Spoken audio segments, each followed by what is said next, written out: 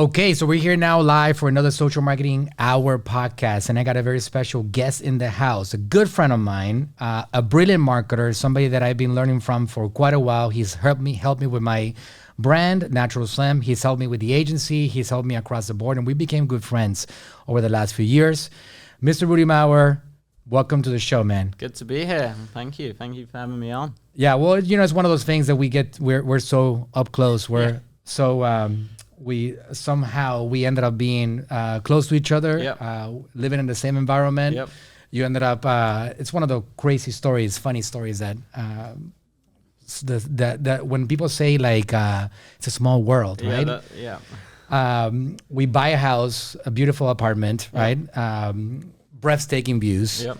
And we just fell in love with it. We had no plans to move in it, right? No plans, because we have a family of four, and we have a big lot that we live in. But we said to ourselves, maybe when we retire one day, this place is so magical, and it's going to be worth a lot more money, because that's the way real estate. I always learned with my dad, the reason it's such a commonsensical thing, right? The reason why real estate keeps on going up, is because there's every day more people. Yep. In the same land. It's just more land, yeah. It's just that's the way it is, Logic, right? Especially by the ocean. That's right. Definitely no more in land the by ocean, right? Yeah. Economies have collapsed, and then the ocean is stable, right? So I bought that property there, and we listed it out for rent.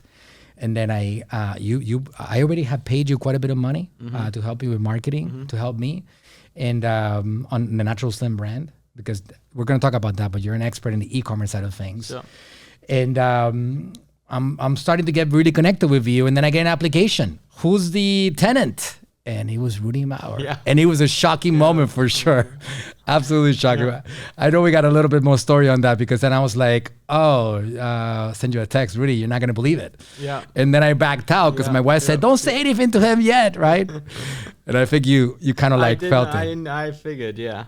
Because, the agent had already said, or your friend or whoever had already said, oh, they know you. That's right. Right? And then I get that text later that day. That's right. But I assumed at the time they know me. It was just someone knew me online, right? From the entrepreneur space. That's right.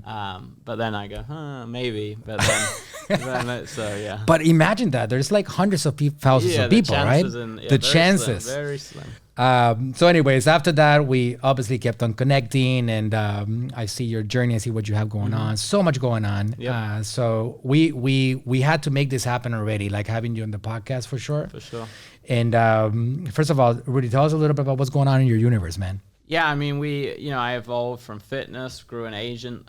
Fitness, I grew that to a few million because I loved marketing and learn ads and marketing. Then I got really good at that, really obsessed with that more than the fitness side. So after I did a few million there, I went into agency. I then did that for many years, 4 or 5 years. And then I realized, hey, I'm making all these other people a bunch of money for a set retainer. So I go, well, now I'm going to go into the rev share model as well. So we did that for some fitness celebrities, because that was my background and my connections. And that was great. And then I stepped out of that about 3-4 years ago, when just before COVID, to start running these big e-com brands with a partner, a guy called Ty Lopez, who I also had an agency with. Came in there running all the marketing, all the ads, building all the systems out, eventually became CEO of some of the brands such as Pier 1, and then eventually the holding company. Did that for a couple of years, but that was only supposed to be a year originally, and my own business was growing in the background, so I was like, I got to go back to my own thing at some point. So I went back to that a couple of 18 months or so ago now.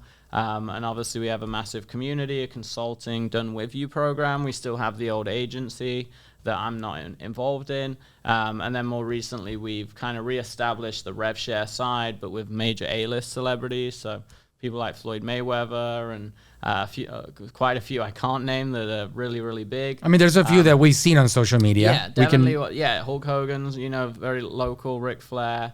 Some other big ones that are in the pipeline that we were talking about offline. We'll probably have 10 celebrities by the end of the year that we're working with. Can you mention one of the greatest boxers of all time? Because I've seen him in social media. Yeah. Is that something you can mention, the name? Well, Floyd I can. The other one not. The other one, not okay. So much. All right. Not so much. Okay. But yes, we've definitely attracted more of the athletes still because of the background, right? Like, I guess my sporting background and knowing how to create those products. And really that's like, hey, I've got the skill set of monetizing a brand and influence and social media. So why can't my thought was, why can't I do that on the biggest scale, right? So who's the biggest scale? And I told you the other big greatest of all time in something else that we're trying to also finalize that deal, which could be even bigger. Exciting. So there's a lot of great stuff going there. I think it's a brilliant model, and it makes a lot of sense because these people don't really understand what we know, right? Well, they just do book deals or TV That's or right. ads, right? So they make a lot of money for other people, Yeah. and they don't make as much money as, it goes back to what you said when you were making the introduction that when you were doing the agency model, you were making a lot of money for all these people, but now for yourself, it doesn't quite make any sense, right? So, well, and a few of the celebrities have cottoned on, and I was talking to you, we're doing a friends and family round right now, members round for one of my entities, and we were looking at like celebrity projections and brands, and about 10 years ago, you started to see a spike in alcohol brands, right? And then beauty brands, makeup brands, and merch, and quite a few of them have gone to $1 billion valuation in 3, 4, 5 years, and quite a lot of them have done 100, 200, 300 mil. And I mean, Jessica Alba, for example, right? Well, with tons the of them. what is it called? The Honest brand. Rihanna's gone crazy. And the Kardashians, right? Like Kardashians, obviously, and I have about 20 of them. But the thing is that they are opinion leaders, right? Thought leaders. Whatever they say, like people don't even evaluate the quality at first. Oh, they're vouching for it. Go buy it, right? This is the way it is. But think about, you have an ecom brand, right? Think about trying to go to a 200 million or 500 million or $1 billion in 3-4 years. It's like it's so hard, right? Like, but because they already have the captive audience, it's like it's just a flip of a switch, and they have that rapid growth and momentum. And the thing I've learned with celebrities is everything's downhill. We have to, if we want to get featured in press, we have to go pay high PR agencies, work hard for it. They launch a new brand and they'll get 50 interviews on their front door tomorrow morning for free.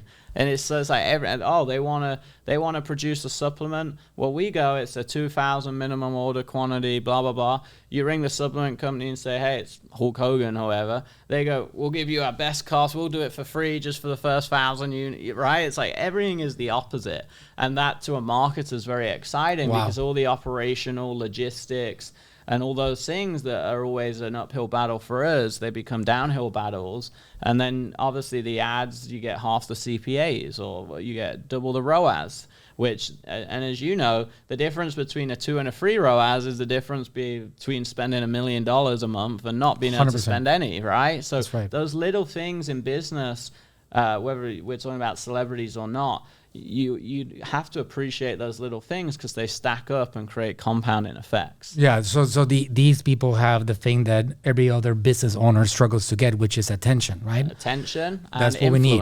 right? Attention and influence, right? People listen to them. Yeah. Like at this point right now, the reason why we have a brand, I haven't given you an update, but we're probably going to get close to 9 digits this year internationally. Yeah, in the USA, we're on track to do 70, 75 mil this year. Yep. When you were helping me, we were doing about 30. I right? remember, yeah. So we've actually quite a bit, which is great because the concern that we had when my father passed, right? The figure, the content creator is now gone. Now what, right? Our greatest marketing strategy is gone. How do we replace that? But we've done a good job of solidifying the brand. So the last 2 years has been, first of all, the first year was stability. Like we were able to keep it stable, and then boom, explosion the last year or so. Good. So the thing that we had to fight for was attention. Yeah. Right. Yeah. We had to struggle for it. Right. But here's the strategy that you're implementing with these people right now is that they already have the attention. What they didn't have was the business acumen that maybe you and I have. Correct. Yeah. You incorporate that into their world, and man, it's unlimited scalability. Yeah, and some of them do understand it, but it's like they're in movies every 2 months, right? Or they're doing whatever, right? So they have their full-time job being a celebrity for a lot of them, right? Or fighting, or playing sport, or being an artist, or whatever they do, and they're traveling and doing tours around the world, and they are generally, most of them, very busy, and it's just like anything. They know there's such potential there, but it takes a lot to trust someone. And what's ironic, a lot of them is their brother-in-law runs the social media, their cousin does this for them, and their best friend from high school 20 years ago they share usernames and passwords, does the website, yeah, right? and it's like you come in and it's this like big empire, and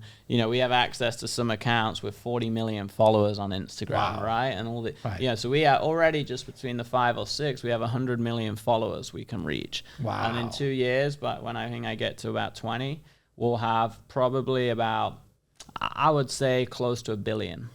Wow, incredible. And also the power of the cross promoting Yeah. at some point, right? Yep, for Because sure. when there's valuable Yep. products on both sides, you have these audiences that already got value here. Yep. Now you can introduce them to this over here, and it becomes like this And complementary we world. build it with that plan in mind, right? Eventually to have this ecosystem, That's right? And obviously different celebrities have different structures, but yeah, there's an ecosystem there for sure. And, we look at what stuff like Cameo's done, Masterclass got an 800 mil valuation. Wow. Just for e-courses, and it's just a subscription model. No Right. high ticket, just subscription, one product, that's it. Cameo got $1 billion valuation. But what's interesting with Cameo is there's 40,000 celebrities on there where you can pay to get a selfie video, which to me actually is the most interesting stat, not the billion, but the fact that 40,000 celebrities want to make money online doing selfie videos. That's crazy. So they also want to make money online selling right. courses, ebooks, supplements, and whatever else, right? They're looking for opportunities. Yeah, of course. And COVID started that. I mean, all of them kind of realized, hey, our careers can be over as quickly as they started. right. So they all see now, hey, there's some people like Floyd Mayweather that create these, $500 billion enterprises and legacies. And then there is sadly some athletes that are hot for 10 years and then they're bankrupt, right? And gone. Not some, most. Most, yeah. Most. I yeah. think the numbers are closer to 80% or 70% And of that's them, their right? biggest fear, a lot of them, because they also, it's very easy for them to spend it as quickly as they earn it because they live in that world, right? So I think they're all becoming more conscious of what's the long-term play here. Right. A lot of them are improving. They're getting smart at it. Yep. But it is a real problem. The difference between these actors and singers is that the actors and singers have a long career. They could really be doing this for 40, 50 years. The athletes are 10 years, 5 years, 12 years, 15. And one right? injury away from it That's it. ending. That's too, it. Right. That's right. So it's a great idea for sure. I love what you're doing with that, Rudy. And I think it's going to not only help a lot of these athletes, but also help a lot of people because they have this. A lot of these guys are like super beings, man. Yeah, motivating, inspiring. Like, there's even with Hulk, right? I hang out with him a lot, probably weekly when I'm in town, and people stop him in the street and tell stories how he's changed their life, and you don't realize it until you see it, and you see them crying, and you see it not once, not twice, but 10 times a week, Right. And they can't, and so we often see.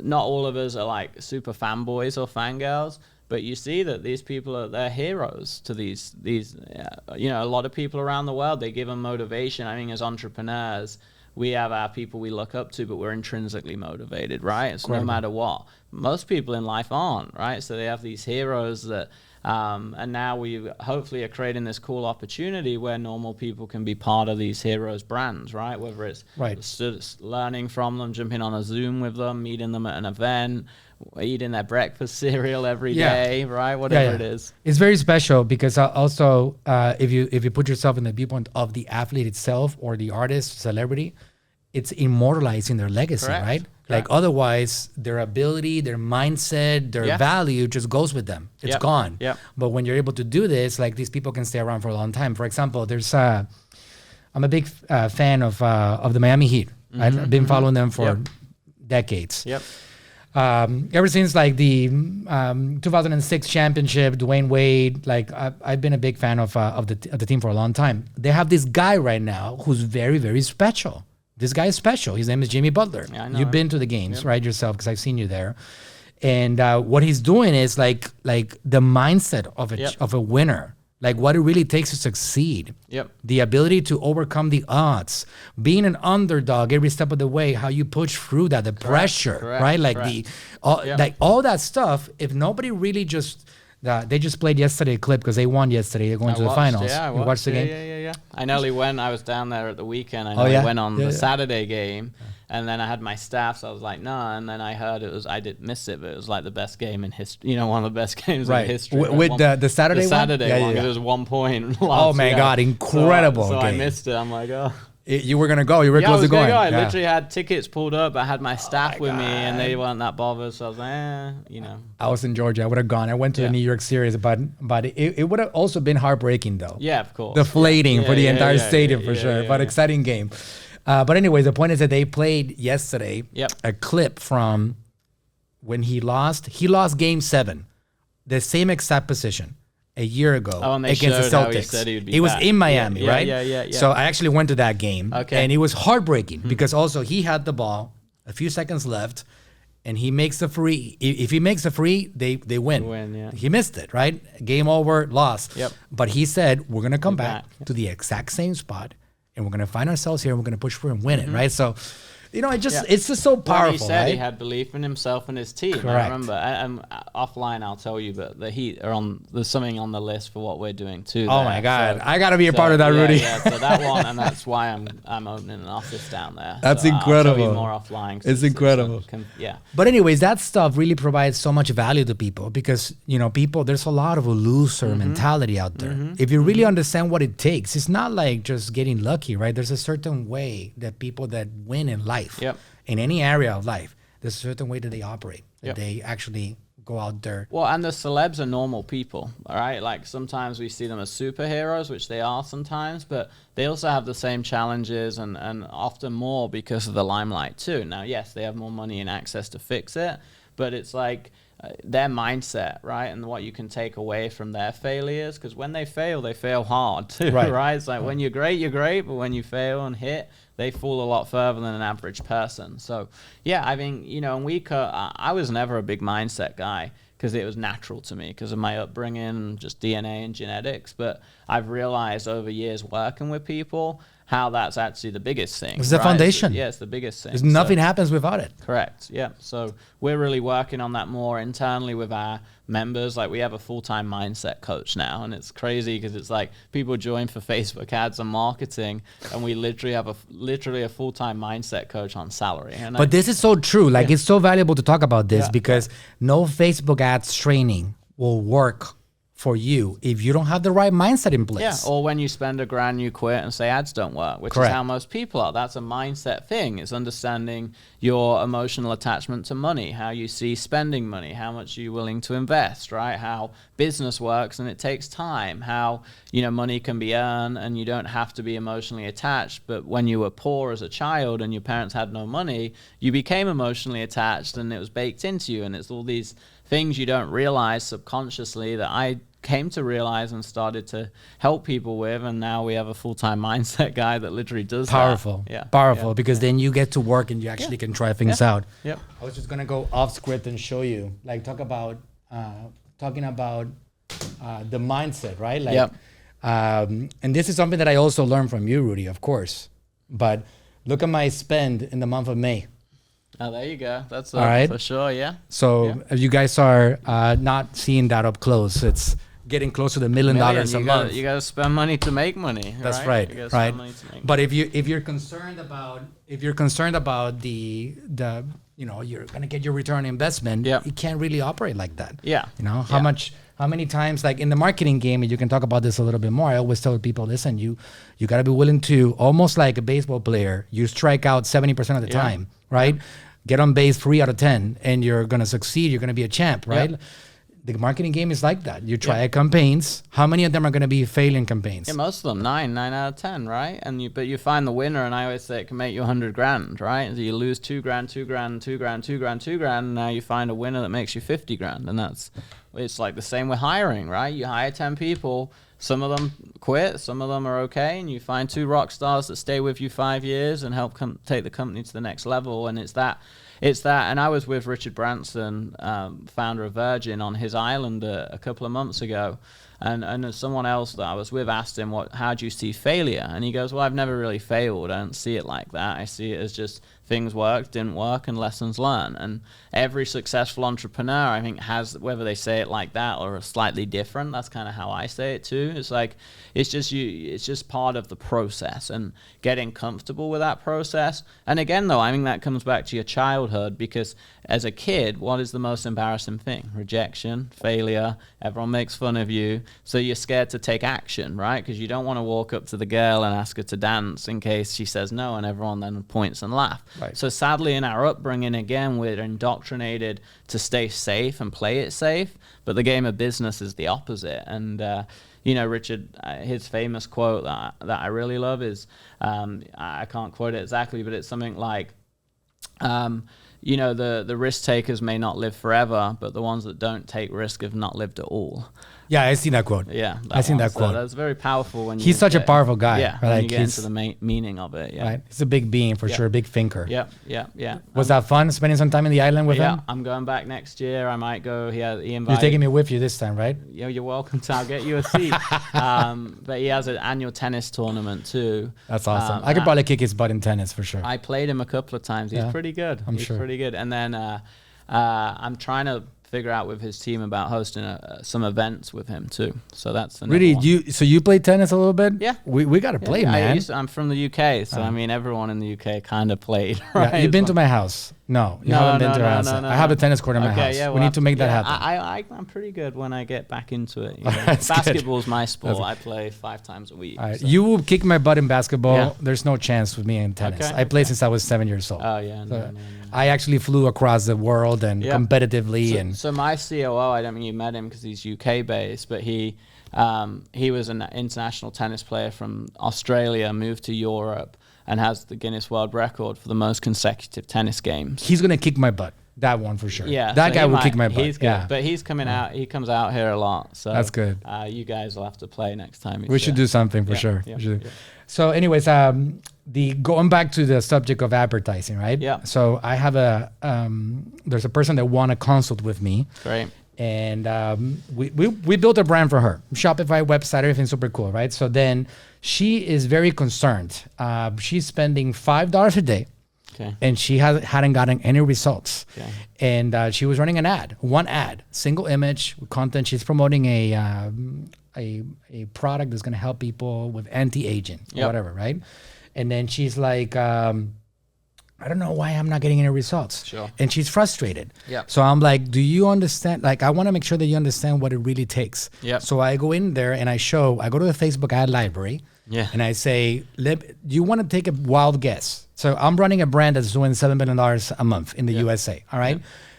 Make a wild guess and tell me how many different ads do you think I'm running? So she's running one, right? Yep. And I ask her, guess, and she's like 20. And I'm like, let me show you. 575 different ads. Yep.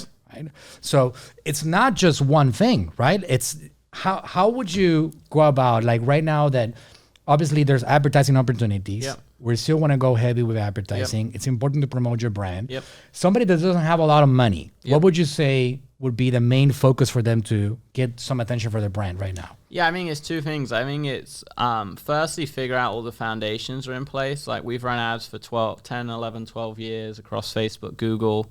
And a lot of the time, if foundations aren't in place, you won't be successful, no matter who runs your ads. Whether I run your ads, you run your ads, whoever runs your ads. So make sure you've got, a good offer, a clear product. You know the benefits of it. You can sell it well. The landing page and whatever you have, your website's clear. Because if that's not in place, it doesn't matter if you go viral on TikTok or grow a big Instagram or Floyd Mayweather does a shout out for you. If your stuff's crappy, it ain't going to do that well. So that's foundations.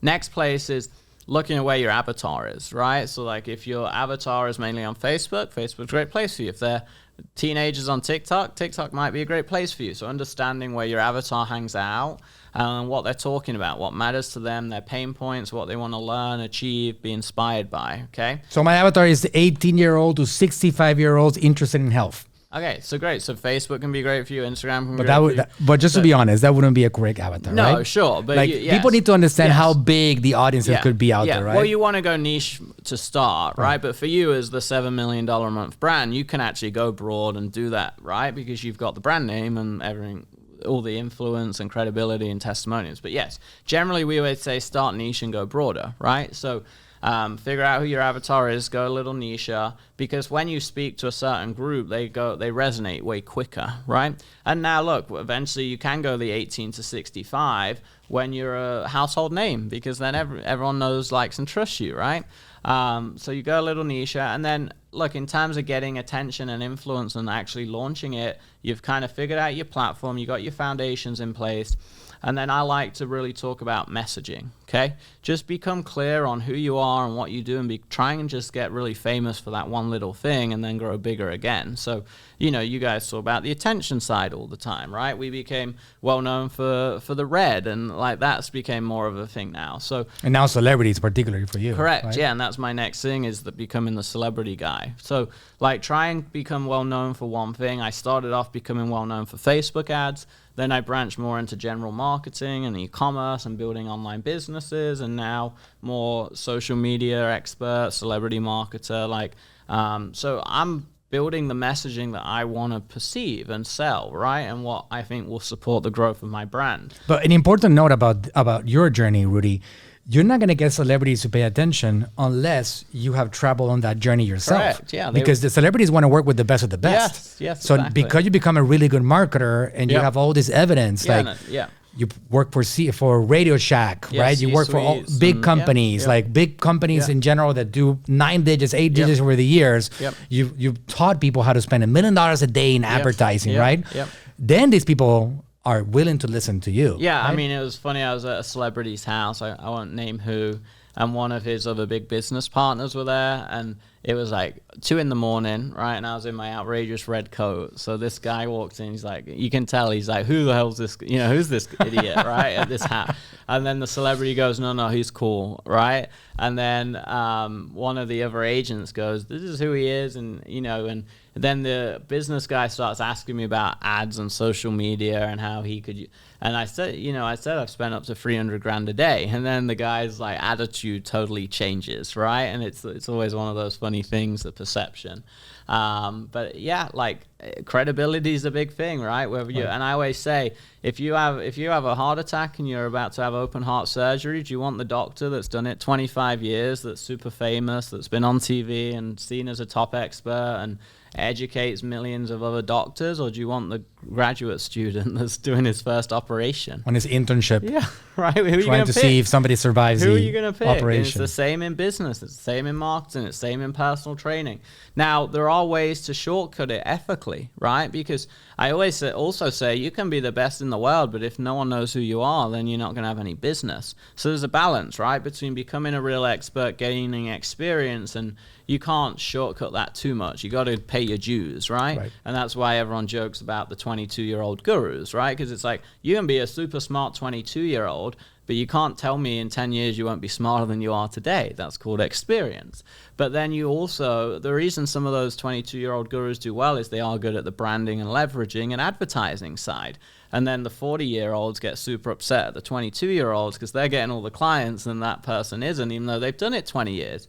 And I'm like, well, there's your answer. You've got the experience. You need what they have, which is the ability with social media, attention, influence. And sadly, they don't realize it right now, but they need what you've got too, which is the experience and school of hard knocks, right? 100%. Yeah. I love it. Yeah. I love it. Rudy, what do you see right now as advertising opportunities in this environment in 2023? I think it's moving more and more creatively, especially with AI. If you look at AI, right, like even in the last couple of years, the ads managers and all those things, like the days are gone where you need these gurus that can do all the technical setup. Like we do less technical setup now in the ads managers than we've ever done before. I have a much bigger creative area now. Like I just hired a creative director and executive producer from He's done Netflix, he's done Marvel shows, he's done Hunger Games, he's done The Walking Dead. So I'm like going all in on the creative side. I'm filming TV shows right now. I'm going out to LA to film an Amazon Prime show. producing crazy ads. We're building bigger studios. We're using celebrities' names in our creatives and doing celebrity brand partnerships for some of our clients, our bigger clients. So it's like, because the celebrity pulls the face so I'm all about the creatives right now. So I think there's always going to be new platforms, TikTok and whatever comes after that. But more and more now, the ability to hold and grab attention, right, and create those really cool creatives, I think is so important. And the people that have that creative eye or creative team are generally the ones that scale and crush it on ads. The ones that, like you said, test 1 or 2 ads and say ads don't work are the ones that fail on ads, and then they get stuck. They don't know how to scale their business, right? So you got to understand really what it takes on the quantity of stuff to put out there. Yeah, it's still a numbers game, even with creatives, right? Like, it's the whole famous pitch about Rocky. I think he presented his idea 200 times or something for the script for Rocky, got rejected, and then he got 1 home run, and if he didn't do that, he wouldn't be Sylvester Stallone that he is today, right? And it's part of the story that he required, like it was his demand that he would be the actor. Yeah, because he had the vision for it, right? But everyone fails, right? And the same with Walt Disney. There's a very similar story there that rejected many times. So you have to understand that, your stuff's going to fail most of the time. Your ads are going to fail. You've got to try it. I filmed $5,000 video shoots for a day, edited it. I'm like, this is the best thing in the world. And it's crap. Bombs. And then we throw up an ad, and the designer is a new designer that did a crappy design. And I'm like, I hate it. And then I go, what's the stats? And it's half the price of everything else. And I go, well, that's stupid, but okay. So it's like, it's the testing. Now there is a creative eye that comes to it. But yes, it's the testing. It's the ability to push through and fail, just like any part of business and life, not to quit when you get the first hurdle. And generally, as you get into business, I mean, you get more hurdles and it gets harder. You just become better equipped to handle them. Right? That's the mindset. That's the mindset that a lot of people don't really fully understand. The failure doesn't really exist. Failure is an option. Yep. And failure is an option that losers and people that don't have the push to succeed, they actually use it as an excuse. That's the way it is. Yeah, it's about taking ownership, right? And I always tell myself 2 things that help me when it's like a tough day, right? Or I get some stuff thrown at me. I go, well, Mark Zuckerberg and other people are getting $1 billion lawsuit from the government, so this isn't actually that bad. I would sooner be me than him right now. And I go, number 2, I could just quit and go and work at McDonald's. I have the choice. Right. And it's that I have the choice part that I respect when other people are like that. In our company, we call it extreme ownership. It's one of our core values. And I say it to myself, I'm like, you don't like it, don't work here. It's like, I'm not making you work here. Let's go get another job, right? And it's the same for me. It's my business. I decided to become an entrepreneur. I can complain about it and moan, but I can go work at McDonald's too. And one thing I learned early in life that I always remember is my mom and dad and other people, they still had stress in their job. They had a bad boss, or a new boss came in, or a new coworker that frustrated them, a new policy update, their pay got changed, whatever, right? They had stress. I'm like, you're going to have stress in life no matter what, right? Unless you live in the mountains, maybe, right? If you day to day and work in a corporate company, you're going to have stress. So you either pick, do you want your own stress, or do you want stress for another company that you work a 9 to 5 for? I picked this path, obviously, as did you, and that's the entrepreneurial game we're in. Yeah, but also along the way, Rudy, we didn't really start like that. No. Right? Like, I started with a group of people, and I started just providing value to somebody else until I eventually got myself to a point, which is another point. Like, a lot of people, if they try to go down the Rudy Mawer path or my path, they're potentially going to fail at it. Because you worked yourself up to the point that you could be a leader. You learned enough that you can be like, I'm going to lead now. I always tell people, listen, if you don't know how to do it from the start, just join a group of people that are winning and win with them. And then at some point, hopefully you get enough data, enough information, enough experience that you can go and interning and working for free, or doing junior work's one of the best ways. Like, when I'm 14, 15, I'll be throwing my kid into, go work for my buddy, go spend a summer there, right? I mean, it's one of the greatest things. It's what made me so successful. Is I was always hungry and afraid. I've never been afraid to work for free in exchange for mentorship, right? And I didn't call it that when I was 18, 19, 20 and say it so succinctly, but I understood, like, yeah, I'm not earning much here, or I'm working for 3 months and blah blah blah, but I'm gonna learn all these things that I know I can use for my success. And most people just they don't have that mindset, right? That abundance, I would call it abundance mindset, or that long-term investment mindset. I've always been long-term. I bought my first real estate rental at 18, and then I bought more student houses during my time as a student, and I've always had that long-term plan in mind. Absolutely. People, if they want to succeed, imagine just being able to work next to Rudy for a few hours a day for a few months. Yeah. I think people should pay for that, right? Yeah, like well, people do, right? That's they do. I joke with my staff. I'm like, hey, some people spend 50, 100 grand to learn this. To get close to you. And now I'm paying you. I'm paying you to be here. So. They should be paying. That's the way it is. It's invaluable. Like proximity to power, collaboration with power, learning from power. That's what it's all about. Well, and we all have our people we look up to, right? Like I've 100%. spent, end of last year, I spent a lot of time with Grant Cardone, for example, and he people like him push me to that next level. Same here. So it's like you've always got to find it, right? And yeah, you've spent time with Grant because he's one of the few people I think in our industry that we're getting to that top tier level, right? Without sounding arrogant, and then there's a few people above that, and then Grant's looking at people like Warren Buffett and all these other people, right? And then it's like eventually you become Elon and Jeff, and it's like they're now looking more philanthropy and God knows what, right? It's crazy. Yeah, it really is. There's people that make me feel like I don't think big enough. Correct. And it happens a lot, right? I'm sure you experienced that with Grant, right? Yeah. Such a big thinker. Yeah. One of the partners that came in at AGM Marketing, his name is Tom Cummins. I sit down with him and I'm like, I don't understand how this individual thinks so big. Okay, nice. Yeah. But then it materializes and it becomes like real. You've always got to be, I think it's like so important in life to always be with someone. It can change who that person is that's thinking way bigger than you are. Because how I see that is like we see our perception of life like this room we're in, right? But then there's a door out that room, and it takes time for us to find that door. And someone that thinks way bigger than you kind of already explains, hey, by the way, once you do find this exit, there's a bigger room outside of this. Then there's another bigger one outside of this. And if you want to get there quicker, the door's over there. You just need to go open it and walk through it. And all we have in life is time, right? So whatever you can do to compress that, and part of it is thinking bigger without you having to learn it and go through it yourself, is one of the greatest ways to compress time and achieve more quicker. Powerful mindset. Would you say, Rudy, that if you look at your environment, you audit yourself, and you don't find anybody that thinks bigger than you, would that mean that you... Yeah, I mean, look, it's sometimes even hard for me in like that day-to-day setting, right? When you're just in your office by yourself and it's your staff. But you need to be like, it might not be every day, it might be harder to achieve, but you need to get out of those environments as much as you can, right? So yes, 100% to the question, if you're, and some people like it's an ego thing. They want to be the big fish in the small pond, but they're never going to grow, right? They're always going to be the big fish in the small pond.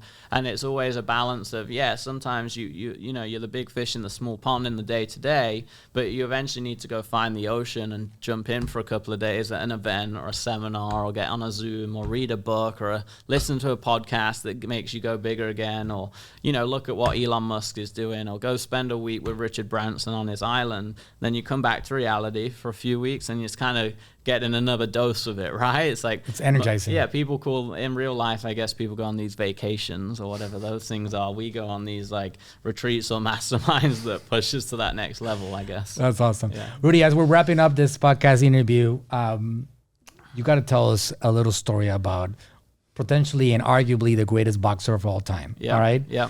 I know you spent some time with Floyd Mayweather at his house. Yep. You got to hang out with him. Yep. Tell us something, man. Oh, wow. Well, there's a lot of... Floyd's an interesting cat, and obviously with all the celebrities, there's a level of confidentiality and everything and respect, right? But Floyd's so great, and I'll talk a little about him because he... what people don't know is he has 9 or 10 skyscrapers in New York, bunch of different real estate. Really? Yeah, the guy's smart, and I did the maths. It's the reason Money Mayweather, right? Yeah, exactly. Money Mayweather. Yeah, and we're about to launch a new challenge with him next month called the Money Challenge, right? And I'm actually the main instructor in there with him, teaching money. That's awesome. And what's really cool about it is Floyd, if you uncover the layers, I did the maths ready for this program because we talk about it. His 3 biggest fights, guess how much he made? Yeah, any idea? It was like 150 mil, 200 mil? 750 in total. 750. Okay. All 3 fights. Yeah. His 3 biggest fights, he did 750 million. And I did then. It's incredible. I then did the maths of how many rounds and stuff. So it's 2 hours. 2 hours of fighting. And he spent the entire 2 hours probably running around, tiring the opponent, right? Because that's his game, right? Yeah. He probably threw less punches at the opponent, and he still got almost $1 billion from this fight. Yeah. But look, the takeaway is whether you see it or not, when you look at him and all his spending and stuff, he built a brand. How could he pay? How could he charge that much and earn that much? Because he built a brand. People would pay him that much money to watch it on TV and the exhibition matches and stuff. He earned that much money because of the brand he built, right? Because people wanted to watch him. And then the other thing that's interesting there is his style, right? I'm not a boxer, so I don't know too much about it. But what I've learned from being around them, you don't know how much fitness goes into running around that ring. And what I think most people that don't understand boxing like me is when someone gets dizzy and stuff, you think it's because they got hit, but actually most of the time it's oxygen. It's oxygen deprivation. Oxygen deprivation, okay. So they're not getting dizzy because they're so tired. And the fascinating thing about Floyd is he's always stayed super fit. So one of my funny stories with him is we were supposed to film in the afternoon, and we push it back, and I find myself at midnight at his ice rink, and he's going for a 2-mile run, and we're following him, blasting the Rocky soundtrack out the car as he's running with 2 bodyguards around, and he's just decided at midnight to go for a 5-mile run. Wow. And then we go back to his house and film at 2 a.m., and then we go off to the nightclub, and then I fly home at 6 a.m. So that's my Vegas experience last time I was there. But he's not afraid to put in the work, right? He's always hustling. He's always looking at opportunity. And he's created a life where he's in control. That's what I've noticed with him is he will say no to things. He will move things around, sometimes to my dismay when I'm trying to lock him down to film. But he's very good at building that brand and that brand strength and then monetizing it. Yeah, he's also gotten to a point in which he has the freedom to decide 100% what to do and what not to do at any time of the day. If he wants to take a run at midnight, he can do that. If he doesn't want to record, he can do that, right? There's a lot of power that comes with it. I always say that what does it really mean to accomplish happiness is just to be able to do what you want to do. Freedom, right? We all, as human beings, we strive for freedom. It's built in our DNA back from many centuries ago. So, and that's what freedom, money buy, people argue money buys happiness and whatever, but it does buy freedom to an extent if you do it the right way. Yeah, going back to the word you use, choice, right? Yep. If you're happy with working at McDonald's and flipping burger, and you feel that's freedom? There are probably a lot of poor people out there that are happier than a lot of entrepreneurs, but there are also a lot of very successful, very wealthy entrepreneurs that are way happier than a lot of normal people in a job, right? So happiness there's no right or wrong. It's just how you define it and finding what makes you passionate, what gives you meaning and purpose. I think purpose is a big driver. So if purpose for you is building $1 billion brand, great. If purpose for you is being a stay-at-home mom, great. If purpose for you is being unemployed and having a farm of animals, awesome, right? Find what is purposeful for you and then go after it. That's right. That after a day of work, you feel that you have accomplished something special in your life, that you can go to sleep feeling proud of yourself. Yes, correct. If you can accomplish that, then you're winning in life. Yeah. As simple as that. 100%. Rudy, how can people connect with you? I know you got a lot of stuff going on right now. I know you're pushing on your social media channels as usual. Like I know you have your coaching club, your coaching membership and everything. If somebody wants to connect with you and learn more advertising strategies or more about what you have going on, tell them about it. Yeah, sure. I mean, you'll find me online, and I always joke, once you click or see me one time, you'll see the red everywhere. He's a marketer after all. Yeah. So, all you gotta do is click on one single thing one time. Yeah. And now you're gonna be tired. Or I mean, these days, probably just speak my name in your house with Siri and stuff running, and it'll probably show up the next day. I don't know how all that stuff works exactly, but look, Instagram, Rudy Mawer Life. Google me, Rudy Mawer. Our podcast is Living the Red Life, which I'm sure we're going to get you on very soon. And then, hopefully come into a TV near you by the end of the year. We're filming some TV shows for Amazon, Apple TV, and then hopefully get one landed on Netflix, because that's my big focus as well this year. Yeah, so Rudy is British, right? So he says, I say his last name very different. Yeah. And I'm sure a lot of you also will say very differently. Yeah. Mawer, all right? Yes, correct. Yeah. But he says it like Moore, Yeah, right? yeah. That's the way it is, right? Yeah. But anyways, that's the way you find it. Yeah, but when you actually understand, it's the way I say it, and then the company's called More Capital, it starts to make more sense, right? More capital. I like it. Okay, that's sounds like it was planned. Yeah. Awesome. Rudy, thanks for being on the show. We'll have to make this happen again, Correct. and love to be on your show at some point. Sir. And we got to plan a tennis match, all right? Yes, sir. Also got to do that. All right. All right, guys. See you guys in the next episode.